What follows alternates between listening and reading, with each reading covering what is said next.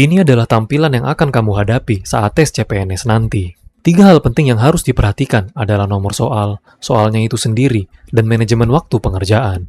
Kita mulai dari nomor soal. Total ada 110 soal yang harus dikerjakan. Urutannya, nomor 1 sampai 30 adalah soal TWK, nomor 31 sampai 65 adalah soal TIU, dan nomor 65 sampai 110 adalah soal TKP. Jadi TWK ada 30 soal, TIU ada 35 soal, dan TKP ada 45 soal.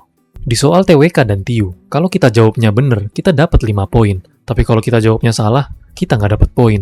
Dan kalau kita nggak ngisi, itu sudah pasti kita nggak dapat poin. Kalau soal TKP, nggak ada benar dan salah. Karena di setiap jawaban ada poinnya, yaitu poin 1 sampai 5. Kita dituntut untuk bisa memilih jawaban yang paling baik, biar dapat poin 5. Dan kalau nggak ngisi, itu langsung kita nggak dapat poin. Kesimpulannya, jangan sampai ada yang kosong. Di TWK dan TIU, kan ada 5 pilihan jawaban. A, B, C, D, dan E. Salah satunya kan sudah pasti benar. Jadi kalau kita udah bener-bener mentok nih dan waktunya udah tinggal dikit, ya udah jawab aja ngasal. Karena meskipun kita ngasal, kita masih punya kemungkinan 20% untuk benar. Di TKP juga gitu, sesalah-salahnya kita masih dapat 1 poin. Jadi itu lebih baik kan daripada kita nggak jawab. Terus nomor di samping ini kan ada yang warna hijau, ada yang warna merah. Kalau yang warna hijau artinya itu kamu udah ngisi atau udah jawab. Dan kalau yang warna merah, itu berarti kamu belum ngisi atau belum jawab. Jadi pastikan sebelum di akhir waktu kamu klik selesai ujian, kamu harus pastikan semua soal ini udah dijawab dulu. Kemudian nilai tertinggi di TWK itu 150 poin.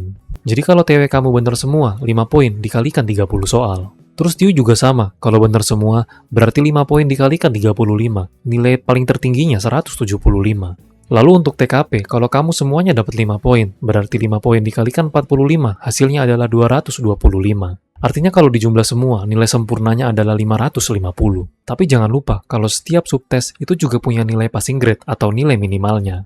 TWK 65, TIU 80, dan TKP 166. Contohnya setelah ikut tes, TIU-mu bagus nih dapat 165. TKP-mu juga tinggi nih, dapat 200 poin. Tapi TWK-mu poinnya 60 nih. Meskipun total nilai tesmu itu 425, yang mana ini merupakan nilai yang sangat tinggi, tapi kamu tetap nggak lulus, karena TWK-mu kurang dari batas minimal. Syukur-syukur kalau kamu dapat 65, ya itu ngepas, itu masih lulus. Sekarang kita bahas waktu pengerjaan.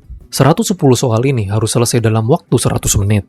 100 menit itu sama saja dengan 1 jam 50 menit.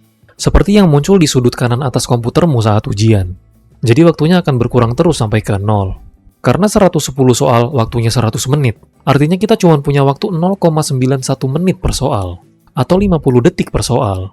Dan malah sangat baik jika kita mampu mengerjakannya kurang dari 50 detik. Jadinya di akhir waktu nanti kita masih punya waktu buat ngecek lagi jawabannya. Terus apakah ngerjainnya harus urut? TWK, TIU, baru TKP? Jawabannya nggak harus. Kalau mau ngerjain soal TIU duluan, langsung aja lompat ke soal nomor 31. Dan kalau kamu mau ngerjain soal TKP duluan, langsung aja lompat ke soal 66.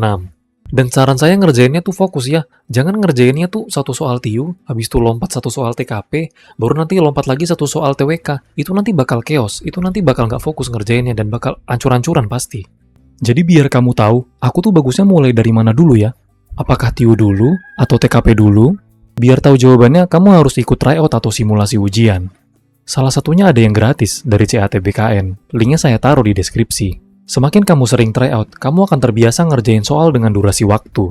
Setelah tryout pertama, kamu evaluasi. Oh, ternyata tadi aku terlalu lama nih di bagian TIU yang hitung-hitungan.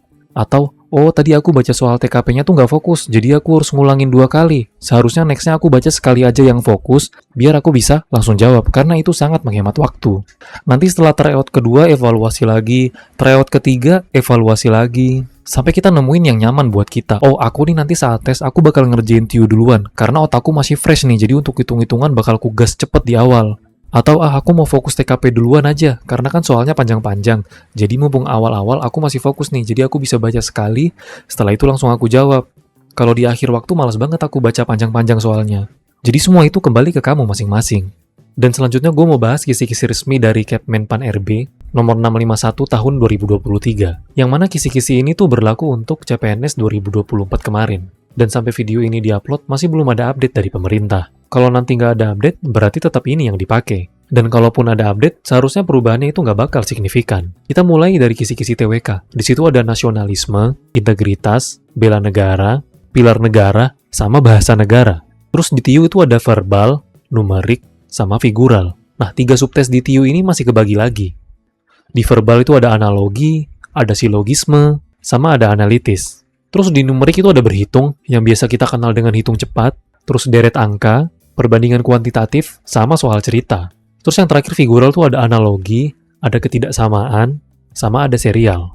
Terus yang terakhir di TKP itu ada pelayanan publik, ada jejaring kerja, sosial budaya, terus teknologi informasi dan komunikasi atau biasa kita singkat TIK, profesionalisme, dan anti-radikalisme. Masing-masing poin ini tuh ada penjelasannya yang akan gue jelasin di video selanjutnya.